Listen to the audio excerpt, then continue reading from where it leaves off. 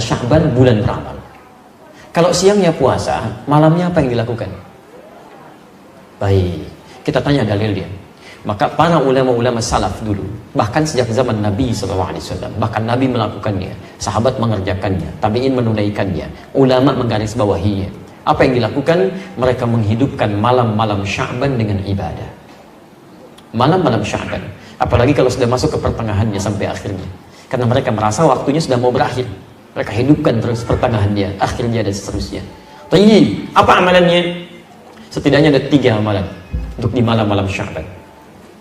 Boleh dimulai dari malam ini, silahkan. Ya.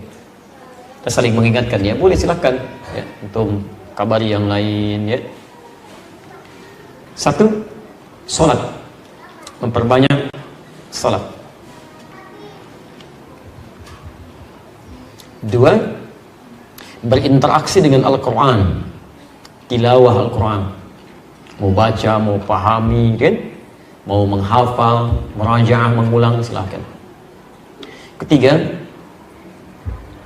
memperbanyak doa dan istighfar, memperbanyak doa dan istighfar. 1, salat. 2, memperbanyak interaksi dengan Al-Quran. 3, memperbanyak doa dan istighfar. Salatnya ada 3 jenis yang bisa dikerjakan. 1, qiyamul lail. Qiyam al-lail, qiyamul lail. 2, tahajud. 3, witir. Qiyamul lail, tahajud, witir. Baik, kalau secara bahasa, qiyamul lail itu semua salat yang dikerjakan di malam hari. Salat pada malam hari. Tapi kalau spesifik istilah fiqih, qiyamul lail itu adalah salat yang dikerjakan pasca salat isya dan sunnahnya tanpa diawali dengan tidur terlebih dahulu. Jadi untuk membedakan dengan tahajud. Kalau qiyamul lail, Anda sudah salat isya, kemudian salat sunnah, lalu Anda salat di situ 2 rakaat, 4 rakaat, 6 rakaat, tutup dengan witir 1 rakaat atau 3 rakaat. Itu disebut dengan qiyamul lail. Di luar bulan Sya'ban, umumnya salat ini dikerjakan bagi orang yang belum tentu bangun di malam hari. Karena terlampau lelah misalnya, diduga tidak bisa bangun malam, maka dia salat terlebih dahulu sebelum tidur, tutup dengan witir sebelum tidur. Jelas ya? Tapi di bulan Sya'ban tidak harus menunggu itu. Ya, silahkan, nggak apa-apa. Begitu selesai isya, salat sunnahnya, menjelang tidur Anda salat dulu 2 rakaat, 4 rakaat, kan? 6 rakaat, kemudian witir, dan boleh malamnya tahajud lagi. Setelah Anda tidur, silahkan, gak ada masalah. Ya. Nah, dalam konteks qiyamul lail ini, ya, isyarat di Qur'annya jangan mempersulit, mudahkan. Bahkan bacaan-bacaannya pilih yang paling mudah. Ya. Quran surah ke-73 ayat 20. Faqra'u ma tayassara minal Qur'an. Silahkan baca yang mudah-mudah, ringan-ringan dari Al-Quran. Silahkan. Ya. Dan ringan itu bisa relatif ya. Ringannya Nabi itu 100 ayat Al-Baqarah. Ringan, itu ya. Masya Allah. Antum ya demikian. Qul huwallah ya. Kemudian Anas rakaat kedua. Hari keduanya tambah lagi Ad-Duha, setelahnya Alam Nashrah. Naik lagi. Ya. Jadi kalau bisa begini, saran saya, hidupkan di keluarga. Dengan anak-anak boleh kok jamaah. Boleh untuk memberikan bimbingan. Boleh. Ya, tahajud atau qiyamul lail berjamaah untuk memberikan bimbingan itu sah. Seperti Nabi pernah menjadi imam bagi Abdullah bin Abbas radhiyallahu taala anhuma. Salat malam. Ada di Abu Dawud nomor hadis 1365 ketika di rumah Sayyidah Maimunah. Ibnu Abbas salat di belakang. Ya, kemudian setelah itu ditarik oleh Nabi sampai sejajar begini. Itu salatnya sedang tahajud. Awas, hati-hati. Saya suka agak bingung ini ya, agak sulit memahami, gagal dalam paham bagi orang-orang mengatakan dilarang bid'ah tahajud berjamaah itu. Tapi Anda menjadikan hadis ini untuk membenarkan imam dengan makmum dalam posisi sejajar. Jadi kalau ada satu imam dan pasti imamnya satu, ya. Kemudian ada makmum satu orang. Makmum berdiri di sini. Anda katakan posisi imam dengan makmum itu sejajar begini. Pernah dengar ini? Sah, boleh. Apa hadis siapa dalilnya? Karena Ibnu Abbas pernah sholat bersama Rasulullah, kemudian ditarik oleh Nabi supaya sejajar begini. Anda menjadikan hadis itu untuk dalil sejajar dalam shaf. Tapi kenapa Anda kemudian lupakan kalau sholat itu sedang sholat bersama qiyamul lail, tahajud? Jadi ini menunjukkan kebolehan tahajud berjamaah. Apa tujuannya? Barangkali satu, untuk membimbing, mengajarkan. Kalau dalam konteks bimbingan kemudian mengajarkan seseorang untuk bisa mendapatkan kenyamanan dalam tahajud, itu boleh dilakukan, silakan, gak ada masalah. Kenapa nggak Anda hidupkan? Mungkin anak-anak yang belum kenal qiyamul lail, supaya terbiasa dengan tarawihnya nanti, silahkan bangunkan. Ya, ayo kita mulai dulu hidupkan di rumahnya. Jangan berat-berat, kasih yang ringan dulu. Ya, dan rakaatnya jangan banyak-banyak dulu. Deh, supaya sesuai sunnah Nabi ya, kita 11 rakaat. Masya Allah. Malam pertama, besok gak mau ikutan lagi. Dua dulu aja, dua, witirnya satu, sudah enak, naik lagi, qul huwallah dulu supaya nyaman, kan? Begitu besok mau sholat, Pak, kayak kemarin ya, qul huwallah lagi. Ya, nggak apa-apa, qul huwallah dulu. Besok, Pak, kok qul huwallah mulu? Naikin dong, ad-duha, 4 rakaat, 6 rakaat, 11 rakaat. Begitu akhir bulan Sya'ban, dia terbiasa. Begitu masuk Ramadan, bukankah ada sholat yang dikerjakan dengan berjamaah, pasca sholat Isya dan sunnahnya? Sholat apa itu? Tahu? Jadi kalau sudah terbiasa, nanti begitu masuk Ramadan, stabil Pak, Bu, stabil. Bukan cuma di awalnya sampai akhir, karena sudah terbiasa, ada kenyamanan di situ, sholat tenang, nyaman, awal sampai dengan akhir.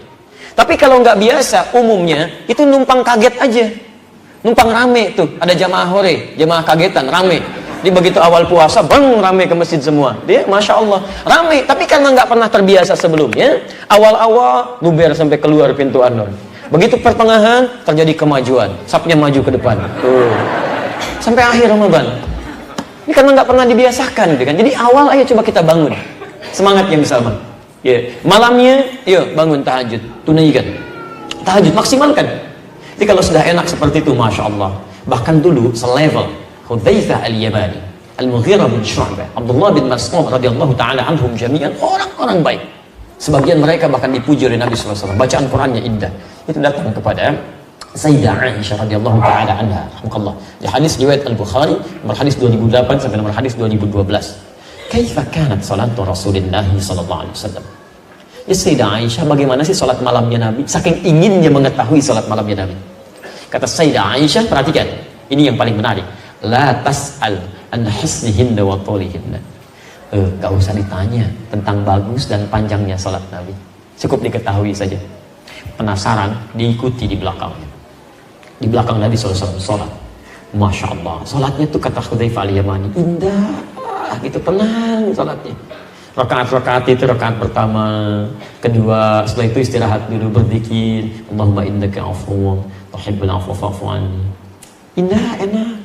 Sesuatu yang ditunaikan dengan tenang, nyaman, ada jeda sejenak, disebut dengan tarwihah. Jamaknya disebut dengan tarawih. Tarawih itu sifat, bukan nama sholatnya, sifat sholatnya.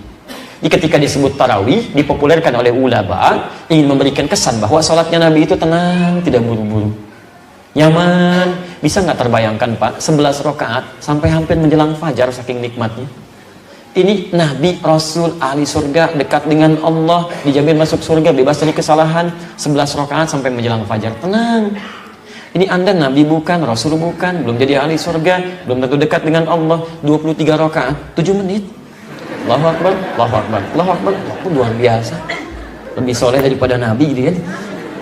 Ya, maksudnya cepat sekali gitu kan, itu kan luar biasa. Tarawih itu ya begitu, tenang. Ya, dan yang dibaca berapa? Masya Allah, saking nikmatnya. Kata Hudzaifah al-Yamani, saya pernah di belakang Nabi, rakaat pertama 100 ayat Al-Baqarah. Itu pun bukan baca biasa. Begitu berhenti di ayat-ayat tentang surga, berdoa supaya umatnya masuk surga. Begitu berbahas tentang, baca tentang ayat-ayat neraka, menangis memohon supaya umatnya dibebaskan dari azab. Ya, ada kenikmatan dalam sholatnya. Bahkan Masya Allah, pernah di belakang Nabi, dikira 100 ayat Al-Baqarah selesai, ternyata nyambung semuanya Al-Baqarah 286. Rakaat pertama dikira akan ruku, kata Abdullah bin Mas'ud, ternyata Ali Imran disambungkan sampai 200 ayat. Dikira akan ruku, ternyata ke An-Nisa 176 ayat, 5 juz 4 halaman, baru ruku. Besoknya nggak pada ikutan lagi.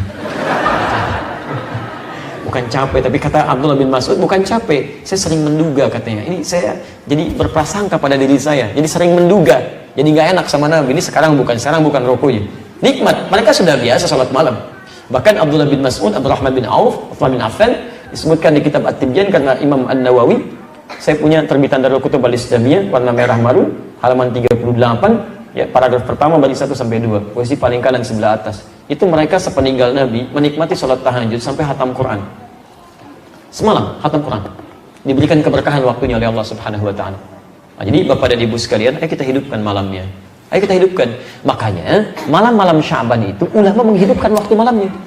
Silahkan cek. Anda buka kitab Syekhul Islam Ibnu Taimiyah Majmu' Fatawa juz ke-23 halaman 123. Ya, disebutkan dengan redaksi berbeda, substansi yang sama di kitabnya Syekh Ibnu Mulakin Asy-Syafi'i atau Mulakin Asy-Syafi'i di kitab At-Tawdih halaman 444. Itu Masya Allah, ulama-ulama salaf dari zaman sahabat, tabi'in dan setelahnya itu selalu menghidupkan malam Sya'ban, pertengahannya apalagi sampai ke akhirnya, karena merasa bahwa ini akan berakhir nih, jarang-jarang bisa dihidupkan. Ada yang salat tahajud, qiyamul lail, baca Quran, Masya Allah, dihidupkan oleh mereka, ya, dihidupkan.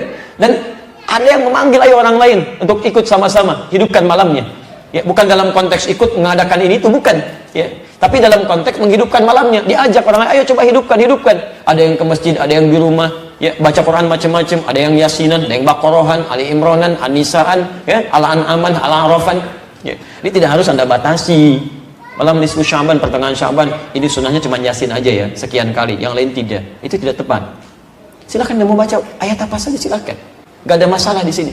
Anda baca Yasin, silakan. Al-Baqarah, silakan. Ali Imran, silakan. Silakan populerkan. Nanti antum mau baca apa? Saya Baqarahan, Masya Allah. Antum Ali Imranan, Masya Allah. Antum Al-An'aman, Masya Allah. Yang sana apa? Yasinan. Sudah selesai. Baca, pahami isinya, amalkan isinya. Itu poinnya. Jangan dibaca sekian kali, tapi nggak paham artinya. Ya, itu walaupun ada pahalanya, tapi maknanya nggak kita dapatkan dalam kehidupan. Jadi jangan meributkan sesuatu yang memang esensinya tidak kita ketahui, pelajari dulu. Ya. Tidak dilarang Anda menghidupkan malam Sya'ban. Yang keliru itu menjadikan malam itu untuk menunaikan sesuatu yang tidak ada tuntunannya. Jadi Anda ngajak orang dengan cara yang salah, itu nggak boleh. Walaupun perbuatannya baik, dulu pernah ada masa orang-orang sudah mulai malas untuk menunaikan ibadah, maka diajak oleh para ulama. Tapi sebagian ada yang mengajak dengan cara yang salah, memunculkan hadis-hadis yang tidak dikenal riwayatnya. Ya. Pernah dengar ini, orang sholat di malam pertengahan Sya'ban, nisfu Sya'ban, sholatnya 100 rakaat, kan? Dan sholatnya begini, bacanya ini dapat pahala sekian. Pernah dengar? Ya, ada riwayatnya, dan itu bukan palsu hadisnya, bukan palsu, tapi palsu banget. Kan cuma Nabi nggak ada, di kitab hadis palsu pun nggak ditemukan, nggak ada, karena dulu nggak ada, gitu kan? Jadi Anda tidak dilarang kalau ingin menghidupkan malam Sya'bannya, tapi tidak harus melakukan sesuatu yang tidak ada dasar dalilnya. Itu aja poinnya. Ya, kalau ingin menunaikan ibadah silakan, gak ada masalah. Bahkan Syekhul Islam Ibnu Taimiyah mengatakan orang-orang mulai ke masjid, ada yang berjamaah sholatnya malamnya, tapi bukan hanya sesekali, bukan berarti dirutinkan begitu, tidak. Ya, jelas ya? Baik, jadi hidupkan malamnya, hidupkan siangnya. Baik, kalau sholat malam waktunya kapan? Masa siang? Sholat malam pasti malam. Nggak ada sholat malam siang, kan? Makanya tahajud itu malam, qiyamul lail itu malam, witir itu malam. Kalau siang apa tadi? Puasa. Siang puasa. Aduh, cepat ingat, lambat lupa. Cepat ingat, cepat lupa. Lambat ingat, lambat lupa. Lambat ingat, cepat lupa. Ini agak repot ya. Baik, teman-teman, di penghujungnya, puasa siangnya, malam ibadah malam. Sekarang ada nggak ibadah yang ditunaikan tidak terikat waktu, bisa siang malam? Apa itu diantaranya? Ini bahasan terakhir kita, dan di sini kita berhenti dalam kajian kita di pertemuan duha ini. Tuntunan yang terakhir yang tidak dibatasi dengan waktu, bisa siang bisa malam.